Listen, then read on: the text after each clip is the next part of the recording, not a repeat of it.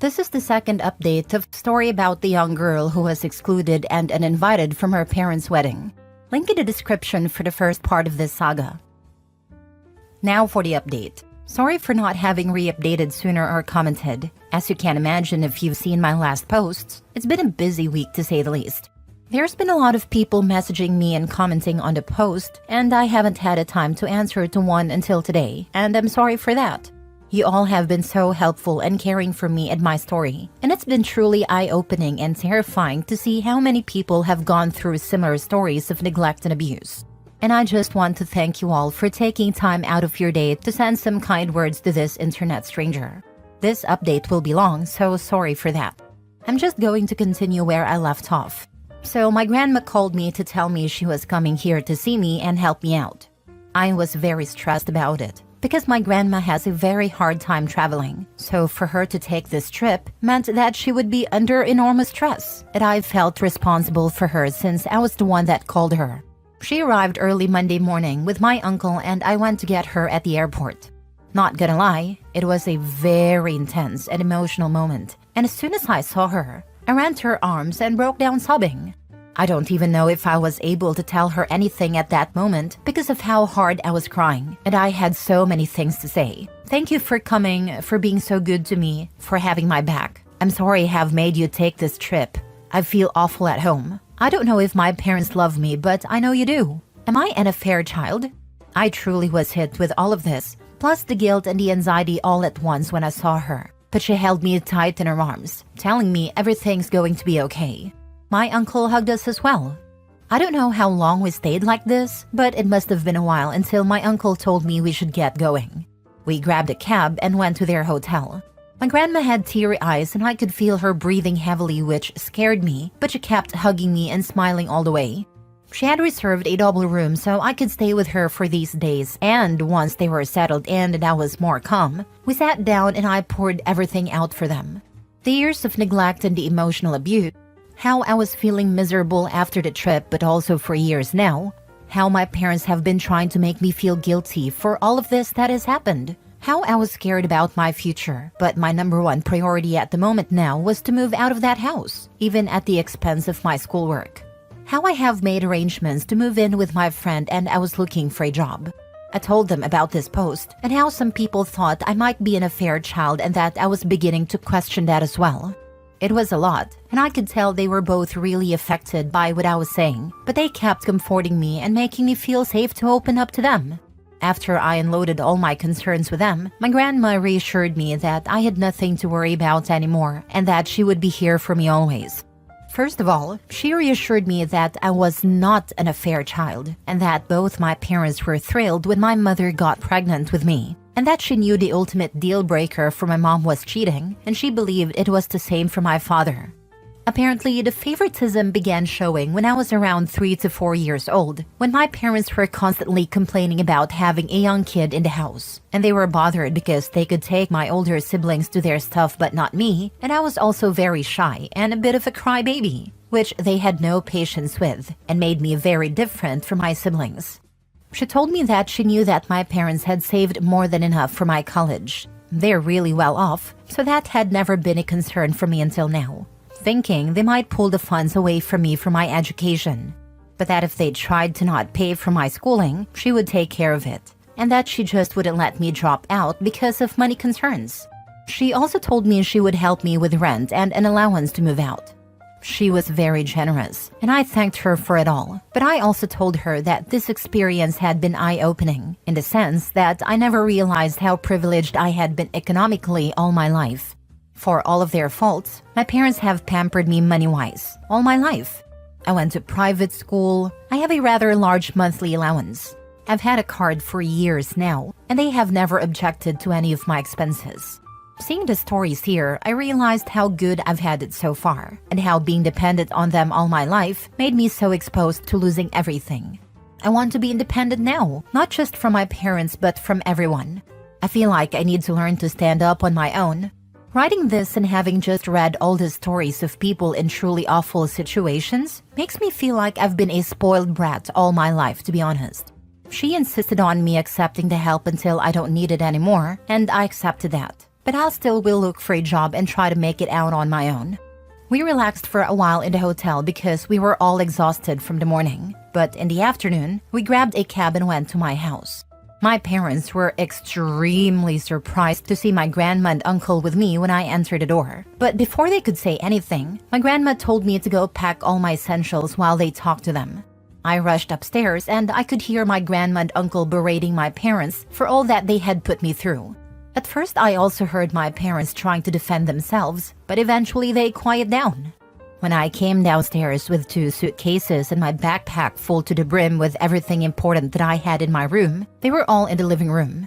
My father was beet red and my mother was sobbing like a child. And when she saw me, she extended her arms in my direction saying she was sorry, but I just said, "Save it," with the coldest tone I could muster. My dad said that I didn't have to be a jerk, to which both my uncle and grandma told him to shut up. I left the house at that moment and waited for the cab outside. In the hotel, my grandma reassured me that I wouldn't have to go back to them, and that they told her my college tuition was never in question for them, and that they had planned to throw me an extravagant birthday party to make up for the wedding mess, and were going to be giving me a car as an apology for everything.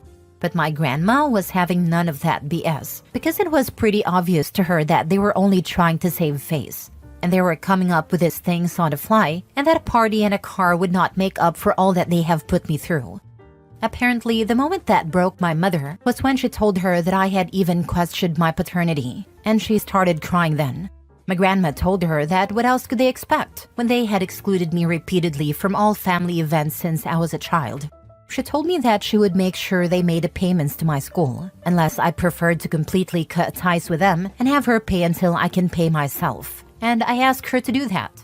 I felt bad because I feel like it's not her responsibility. But I truly don't want anything else from my parents anymore. And although my grandma is pretty well off herself, she's not as wealthy as my parents. But she reassured me that everything is alright, and that everything going to me would be taken away from my mom's inheritance. So the next day, we went with my friend, her parents, and grandma to the studio where we were planning to move, and immediately upon arriving, my grandma said, "Absolutely not." I knew from the pictures that the studio was very, very small and dirty, but we saw water damage and mold in the bathroom and kitchenette, and there was also rust in the little old appliances. I knew all of this beforehand, but I figured I could live with that, at least for a while. But the thing that the adults pointed out that actually made me and my friend change our minds was the fact that the studio was street level in a bad neighborhood, in a building that didn't seem particularly safe, and had bullet holes on the walls, which I didn't even know what those were until my friend's dad pointed it out.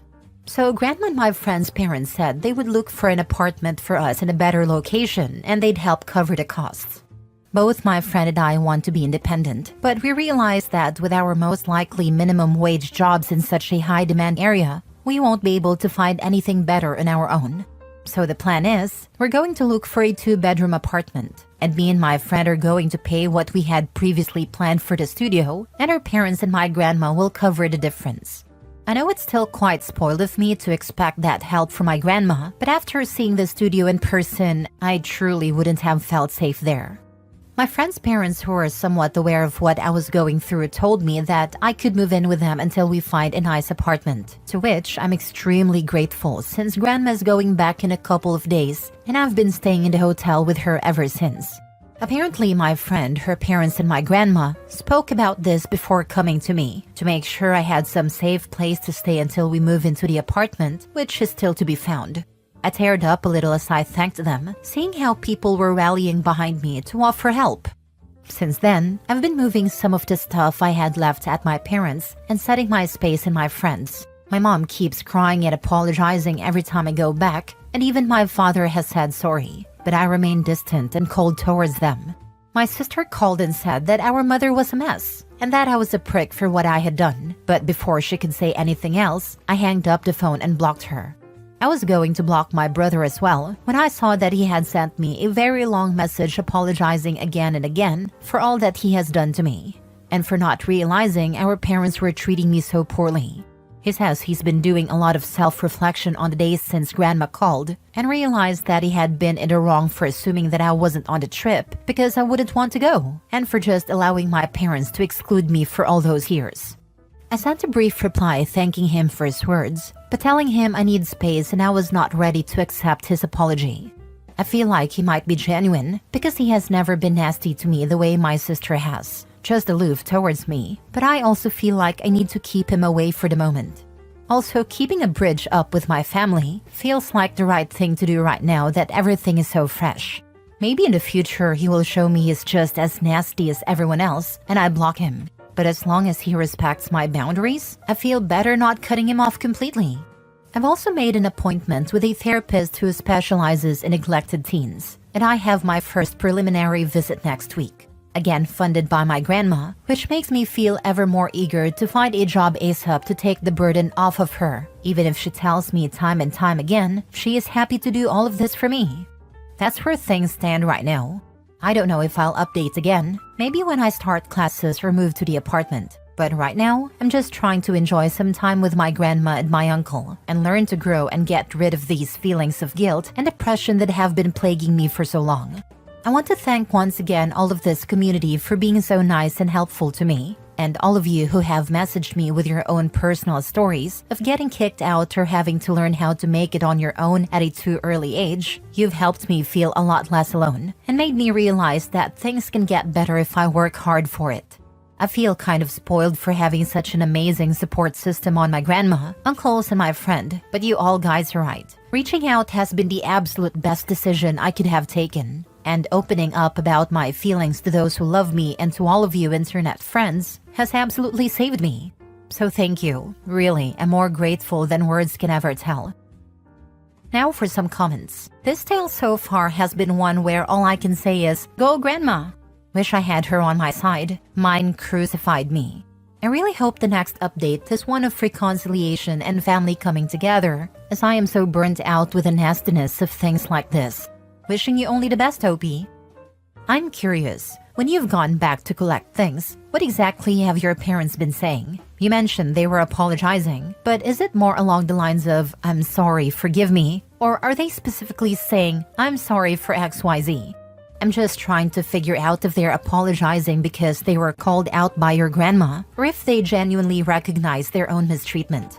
It may not matter right now, but understanding this could be important if there is any hope of salvaging the relationship in the future. My mother has been crying every time I've gone there, and just saying I'm sorry over and over again. But I haven't had a conversation with her, so she hasn't mentioned specifics. But I also haven't given her a chance. My father has been mostly silent, staring at me whenever I come and go, but when he apologized, it was more along the lines of, "I'm sorry for everything," than bringing any wrongdoing for his part in anything. I don't know if they are shocked right now by everything that's happening and haven't had time to process. I myself feel overwhelmed. Or if they don't think they've done anything wrong and are just acting for grandma. I don't know myself, so I can't really answer. Last story. Am I the a-hole for kicking my parents out and saying this is why I was so messed up as a kid? I had my parents in their 60s over for dinner this weekend, and after, my daughter 10 asked if she could play us a song she had been practicing on her keyboard. She gets lessons. It wasn't perfect. A few missed notes, a couple pauses, but she did really well. She looked up at the end, massive smile, and I started clapping. And my parents started freaking laughing. Not just a little chuckle, a massive freaking belly laugh. Them both. My mom asked if it was her first time playing it, and my dad said it had to have been. It all could have played that better. It was like my daughter was shrinking on the spot, and she looked down and said, "No, I've had 2 lessons, but doing it with 2 hands is hard." And they just laughed even freaking harder. I just stood up, took their cups, and said leave. Now, my mom tried to say about how they hadn't finished their drinks, they wanted to hear another song, etc. And I just said, "Get your stuff and get the heck out of my house right now." My dad started doing this huffing thing he does when someone dares to speak up to him. And my mom said that there was no need to be like this, that I can't protect her all the time, and she's preparing my daughter for the real world. I said, it's not teaching the real world, they're just nasty little bullies picking on children. And crap like this was why I was so messed up as a kid. Now leave. They got their stuff and left. I sat with my daughter and explained how proud of her I was and how well she was doing. To ignore them, they were just being cruel because they don't know any other way to be, and asked if she could please play it again, which she did. On the Sunday, I messaged and said that until they can behave like decent human beings, that we're taking a break away from them. My dad replied that it was my choice, but he didn't realize he raised me to be so precious. Now, my lovely brown-nosing golden child of his sister is getting involved. She phoned me today with my parents' versions of events, telling me I was a nasty piece of work and should never speak to my parents that way. That I'm wrapping my child in cotton wool and blah blah blah. I just told her to go F herself and hung up. I'm not asking if I am in the wrong for standing up for my daughter. I'll always do that. But I did go pretty 0 to 100. I kicked them out straight away. I swore at them and in front of my daughter. I did raise my voice at the end when I said leave. I was and still am angry. I don't think I'd even accept an apology from them at this point. This behavior isn't new, it's decades old. But this is the first time it affected my daughter. Did I go too far? React too much? Should I have tried to be calmer? Talk it out? I don't know. Am I the a-hole? Edit. Lots of people think I'm a mom. Nope. Single dad.